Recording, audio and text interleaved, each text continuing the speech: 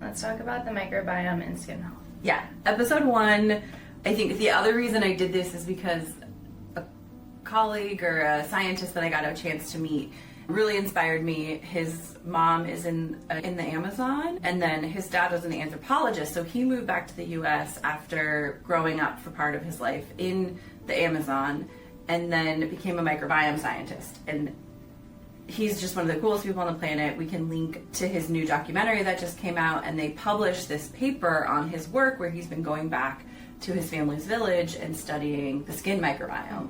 And the part of this that is so crazy is we used to have, as humans evolving, and we can see this with the Yanomami in particular, a separate layer of microorganisms. Like, we used to live with a shell of microbiome on our skin, and we've lost it.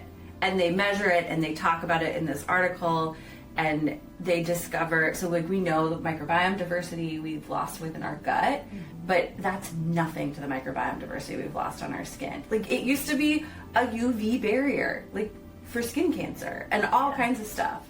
Yeah, so essentially we've evolved into this very sterile world with antibiotics and soaps and all the things that we put on our body every day. And so the hygiene hypothesis is just this idea that we have evolved into a society with lots of sterility, and we've lost a lot of very protective microbes, including the skin. I just remember the story we had, like, when he was telling me about this over dinner, is his mom left the jungle and took a shower with regular soap, and then they did the testing of her skin microbiome, and that's all it took to lose that outer layer. And it's not that we shouldn't use soap, but you think about how we evolved as humans for tens of thousands of years, millennia, coexisting with the environment around us, and hygiene has value in that it's reduced infectious disease, but the collateral damage of that is, I think, something that we're just scratching the surface of understanding. The study, it found that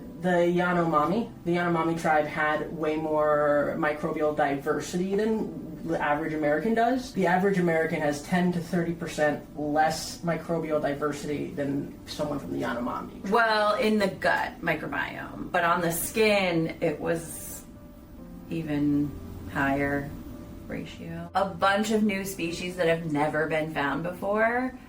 It said the Yanomami skin hosts a far more richer, complex microbial ecosystem than the Western skin. About 80% richer and 67% more diverse in certain places that they looked at, and dominated not by the same microbes that are dominated on our Western skin, but by completely different classes of organisms. Like, oh, we just discovered that there's dragons that live on our skin, and we didn't even know that, dragons existed.